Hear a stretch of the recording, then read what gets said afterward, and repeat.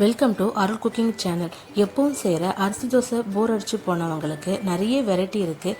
அந்த வகையில் இப்போ நம்ம பார்க்க போகிறது குதிரைவாலி இட்லி தோசை மாவு. ரெண்டையுமே எப்படி சூப்பராக செய்யுதுன்னு பார்க்கலாமா?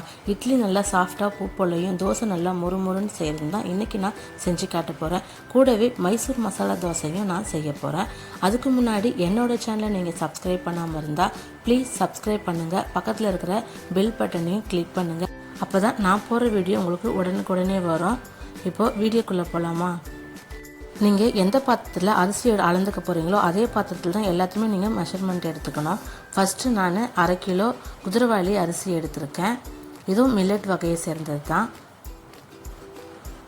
நான் இந்த சின்ன கிளாஸில் தான் அளந்துக்கிறேன்.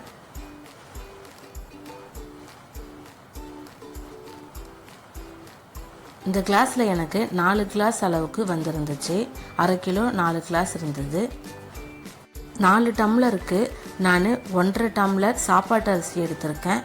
நீங்கள் இட்லி அரிசி சேர்க்கணுனாலும் சேர்த்துக்குங்க. 1/2 டம்ளர் ஒயிட் சோளம் எடுத்துக்கிறேன். இது ஆப்ஷனல் தான், உங்களுக்கு வேண்டான்னா ஸ்கிப் பண்ணிக்கோங்க. நீங்கள் ஒயிட் சோளத்துக்கு பதிலாக அவல் கூட சேர்த்துக்கலாம். வெள்ளை அவல், சிவப்பு அவல் ரெண்டில் எது வேணால் நீங்கள் சேர்த்துக்குங்க. 1.5 ஸ்பூன் அளவுக்கு வெந்தயம் போட்டுக்கணும். மொத்தமாக 6 டம்ளரு, அதாவது குதிரைவாலி அரிசி 4 டம்ளரு, 1.5 டம்ளர் சாப்பாட்டு அரிசி, 1/2 டம்ளர் ஒயிட் சோளம் எடுத்திருக்கேன். மொத்தம் 6 டம்ளரு. 6 டம்ளருக்கு நான் 1 கிளாஸ் உளுந்து, கூடவே 1/4 கிளாஸோட கொஞ்சமாக உளுந்தையும் நான் சேர்த்துக்கிறேன். இது ஒரு 5 to 6 டைம் நல்லா கழுவி எடுத்துக்கலாம். நான் 5க்கு 1 பங்கு உளுந்து சேர்த்துக்குவேன். 5 கிளாஸுக்கு 1 கிளாஸ் உளுந்து, கூட எக்ஸ்ட்ரா 1 கிளாஸ் போட்டதால் கொஞ்சமாக ஒரு 1/4 டம்ளரோட குறைவாக கொஞ்சமாக உளுந்து சேர்த்துருக்கேன். நீங்கள் 4 கிளாஸ் திணைக்கு 1 கிளாஸ் சாப்பாட்டு அரிசி மட்டும் போட்டு 1 கிளாஸ் உளுந்து போட்டு ஊற வைக்கனாலும் ஊற வச்சுக்கோங்க. இது ஒரு 4 to 5 ஹவர்ஸ் நல்லா ஊறட்டும். அதுக்கப்புறம் நல்லா அரைச்சிக்கலாம். குதிரைவாலி அரிசி உளுந்து நல்லா ஊறி இருக்குது. இப்போ நாம் இதை இட்லி தோசைக்கு ஏற்ற மாதிரி அரைச்சிக்கலாம்.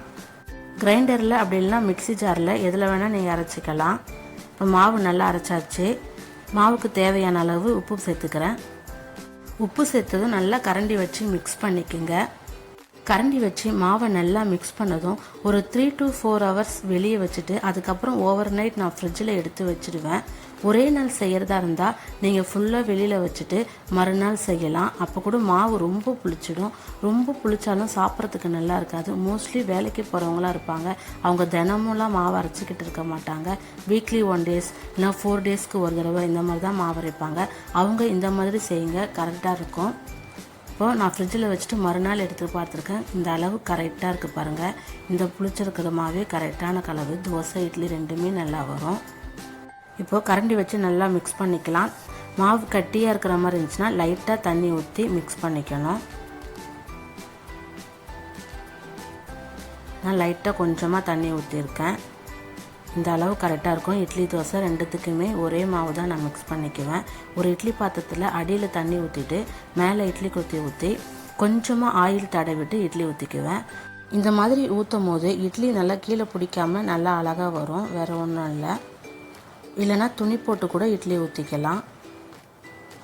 இப்போ இது ஒரு 10 to 12 நிமிஷம் ஸ்டவ்வில் வச்சுக்கிறேன், வேகட்டும். அதே மாவில் தான் நான் தோசையும் செய்கிறேன். தண்ணி எதுவும் எக்ஸ்ட்ரா சேர்க்க வேணாம். அந்த கன்சிஸ்டன்சியே கரெக்டாக இருக்கும். தோசைக்கு நீங்கள் ஆயில் அப்படி இல்லைன்னா நெய் ரெண்டில் எண்ணெய் வேணால் உங்கள் விருப்பம் போல் ஊற்றிக்கலாம். நான் ஆயில் தான் ஊற்றிக்கிறேன். தோசை ஒரு பக்கம் நல்லா வெந்ததும் லைட்டாக திருப்பி போட்டுக்குங்க.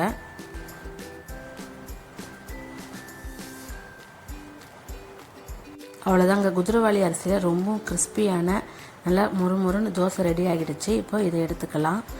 இப்போது அடுத்து நான் மைசூர் மசாலா தோசை எப்படி சிம்பிளாக டேஸ்ட்டாக செய்யறதுனா செஞ்சு காட்ட போகிறேன். மைசூர் மசாலா தோசைக்கு ஃபஸ்ட்டு கார சட்னி அரைச்சிக்கணும். அதுக்கு ஒரு 3 காஞ்ச மிளகாய், ஒரு 4 சின்ன வெங்காயம், பெருங்காயம், 1 ஸ்பூன் அளவுக்கு சீரகம், தேவையான அளவு உப்பு, இது எல்லாமே போட்டு நல்லா மிக்சி ஜாரில் ஃபைன் பேஸ்ட்டாக அரைச்சி எடுத்துக்கோங்க. தோசையில் ஒரு 2 ஸ்பூன் அளவுக்கு போட்டு நல்லா தடவிக்கணும். இந்த சட்னியை நல்லா தடவினதும் உருளைக்கிழங்கு மசாலாவை அதுக்கு மேலே போட்டு அதையும் நல்லா தடவி மிக்ஸ் பண்ணிக்கோங்க. இது எந்த தோசைக்கு வேணால் நீங்கள் செய்யலாம். நார்மல் இட்லி தோசை மாவுக்கு, கேழ்வரகு மாவு எதுக்காக இருந்தாலும் ட்ரை பண்ணி பாருங்கள். டேஸ்ட்டு சூப்பராக இருக்கும். இந்த குதிரைவாலி அரிசிக்கு நான் செஞ்சுருக்கேன். நல்லா காரமாக நல்லா சூப்பராக இருந்துச்சு. கண்டிப்பாக ட்ரை பண்ணி பாருங்கள். தோசையில் உருளைக்கிழங்கு மசாலா நல்லா தடவுனதும் தோசையை மடக்கி 2 பக்கமும் லைட்டாக திருப்பி போட்டு எடுத்துக்குங்க. அவ்வளோதான், நல்லா கிறிஸ்பியான காரசாரமான மைசூர் மசாலா தோசை ரெடி. டேஸ்ட் சூப்பராக இருக்கும். கண்டிப்பாக ட்ரை பண்ணி பாருங்கள். குதிரைவாலி அரிசி உடம்புக்கு ரொம்ப ரொம்ப ஹெல்த்தி. அதனால் இந்த மாதிரி முறையிலும் நீங்கள் இட்லி தோசை கண்டிப்பாக ட்ரை பண்ணி பாருங்கள். இட்லி நல்லா சாஃப்டாக பூ போல் இருக்குது பாருங்கள். சாப்பிடவும் நல்லாயிருக்கும். இதுக்கு சைடில் சிம்பிளாக தேங்காய் சட்னி அப்படி இல்லைன்னா சாம்பார் வச்சு சாப்பிட்டு பாருங்கள். ரொம்ப டேஸ்ட்டாக சூப்பராக இருக்கும். குழந்தைங்களும் ரொம்ப விரும்பி சாப்பிடுவாங்க. ஹெல்த்தியான ஒரு மார்னிங் பிரேக்ஃபாஸ்ட்டாகவும் இருக்கும். அருள் குக்கிங் சேனலை லைக் பண்ணுங்கள், ஷேர் பண்ணுங்கள், சப்ஸ்கிரைப் பண்ணுங்கள். தேங்க்யூ ஃபார் வாட்சிங்.